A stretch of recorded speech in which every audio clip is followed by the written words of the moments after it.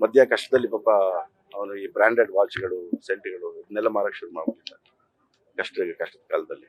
ನನಗೆ ಹೇಳ್ತಿದ್ದೆ, ಯಾರಿಗಾರು ಇದ್ರೆ ಹೇಳು, ನಾನು ಇರ್ತೀನಿ. ಅಷ್ಟೆಲ್ಲ ಕಷ್ಟ ಅನುಭವಿಸಿದ. ಬಟ್ ಅದು ಸುಖವಾಗಿರೋ ಟೈಮಲ್ಲಿ ಬಿಟ್ಟು ಊಟ.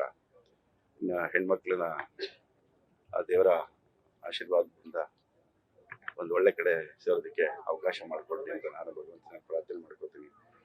ಅವನ ಆತ್ಮಕ್ಕೆ ಶಾಂತಿ ಸಿಗ್ಲಿ ಅಂತ ಹೇಳೋದಕ್ಕೂ ತುಂಬಾ ಕಷ್ಟ ಆಗ್ತದೆ. ಭಾರವಾದ ಮನಸ್ಸಿಂದ ಒಂಥರ ಭಾವಪೂರ್ಣ ಶ್ರದ್ಧಾಂಜಲಿ ಅಂತ ಹೆಂಗೆ ಹೇಳಿ ಸ್ನೇಹಿತರಿಗೆ.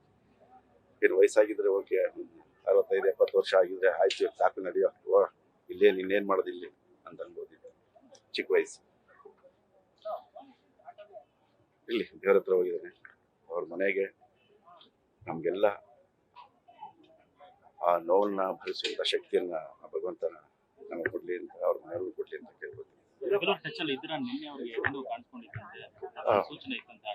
ಇಲ್ಲ, ನನಗೆ ಮೊನ್ನೆಯಿಂದ ಅವನಿಗೆ 2 ವೀಕ್ಸ್ ಇಂದ ಅಸಿಡಿಟಿಯಿಂದ ತುಂಬಾ ಬಳತಾ ಇದ್ದ ಅಂತ ಕೇಳ್ಪಟ್ಟೆ.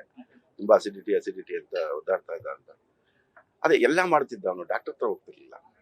ಅದೊಂದು ಅವನಿಗೆ ಏನೋ ತುಂಬಾ ನೆಗ್ಲೆಕ್ಟ್ ಮಾಡ್ತಿದ್ದ. ಡಾಕ್ಟರ್ ಹತ್ರ ಹೋಗ್ತಿರ್ಲಿಲ್ಲ ಅವಾಗಿಂದ. ಆಗ್ಲೂ ಅಷ್ಟೇ,